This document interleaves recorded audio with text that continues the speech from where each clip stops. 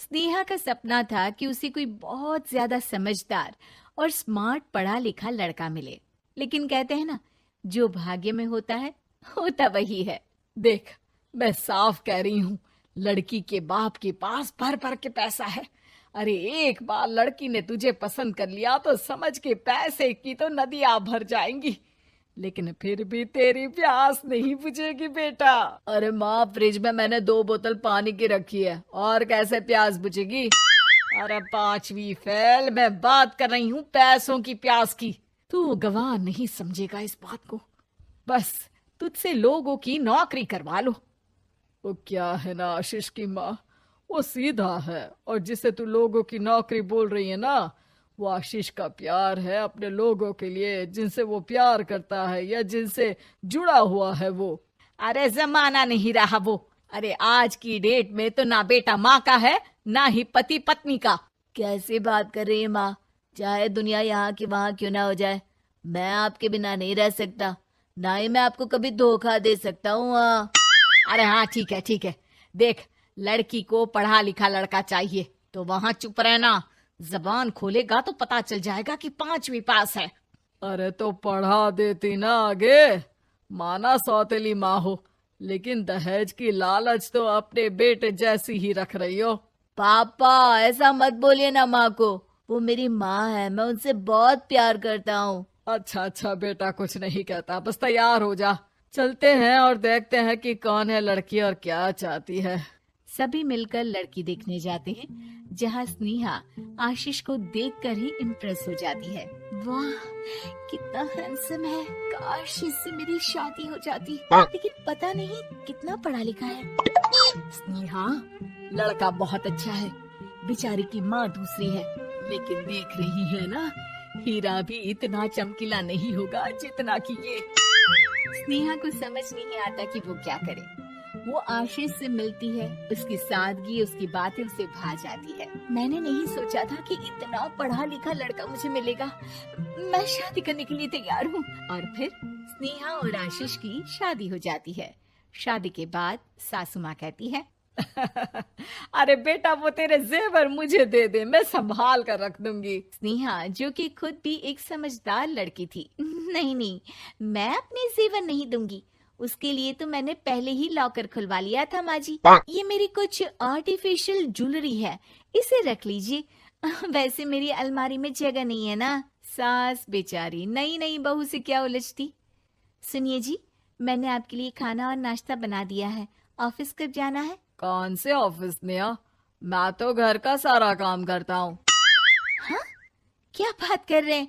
इतना पढ़ लिख कर आप घर का काम क्यों करते हैं? कितना पढ़ लिख कर? मैंने तो सिर्फ 5वीं तक पढ़ाई की है। तभी वहाँ सास आ जाती है। अरे 5वीं तक भी पढ़ लिया तो समझो मेरी कृपा से, वरना तो जो इसके लक्षण थे ना, क्या बताना। अच्छा आशीष, जरा बाहर जा और भाग कर टूथपेस्ट लेकर आ। सुबह से मंजन नहीं किया। और हाँ, फिर जाकर दुकान की सफाई कर देना। तेरा छोटा भाई दुकान पर जाने को तैयार हो रहा है। स्नेहा ये सब सुनकर हैरान रह जाती है। वो सोचती है कि आखिर उससे क्या गलती हो गई जो उसके साथ ऐसा हुआ। आशीष स्नेहा के पास जाता है। सुनो, तुमको तो मैंने पहली मुलाकात में ही बताया था कि। स्नेहा आशीष की बात ही नहीं सुनना चाहती है। वो जोर से चिल्लाती है, चुप रहो बिल्कुल, गंवार कहीं के।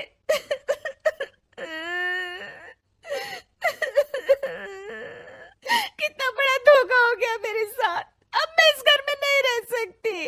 प्लीज ऐसी बात मत करो, मेरी पत्नी हो तुम, जैसे बोलोगी मैं वैसा करूंगा। मैं कोशिश करूंगा बाहर जाकर कोई काम ढूंढ लूं, पर प्लीज मत जाओ। चुप रहो गंवार कहीं के, मैं तुम्हारे जैसी की बीवी हो ही नहीं सकती। आशीष स्नेहा को लाख समझाने की कोशिश करता है, लेकिन वो अपने मायके चली जाती है। माँ चलिए ना, स्नेहा को मना कर लेकर आते हैं। अरे जाओ, बनाने जाए मेरी जूती।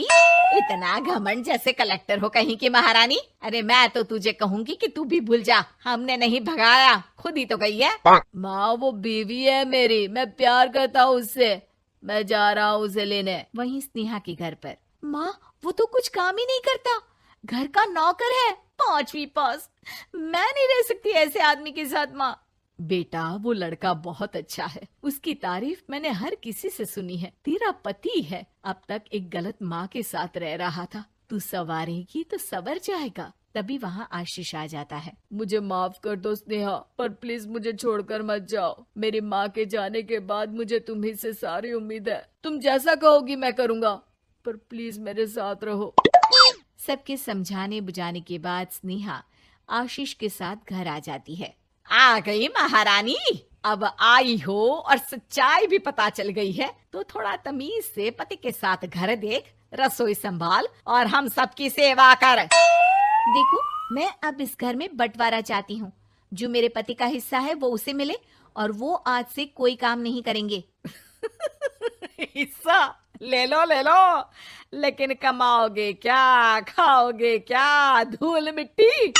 अरे तेरा पति किसी काम का नहीं है, वो तो मेरा बेटा कमा रहा है तो 2 रोटी मिल जाती है इसे।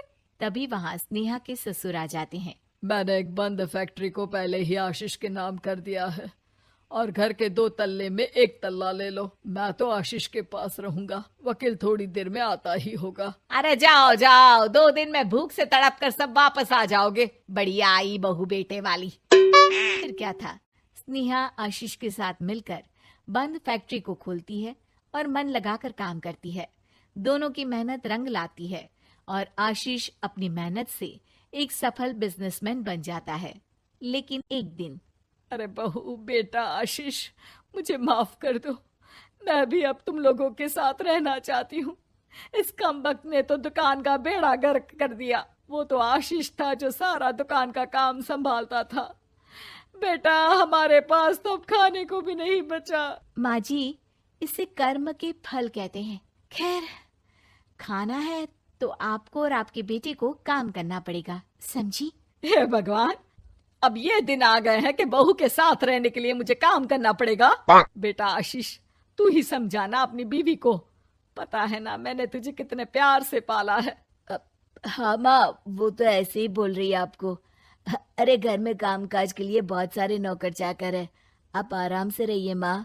स्नेहा आशीष का अच्छा और सरल सच्चा व्यवहार देखकर मन ही मन सोचती है, मेरा पति गवार ही सही, लेकिन दुनिया का सबसे अच्छा इंसान है।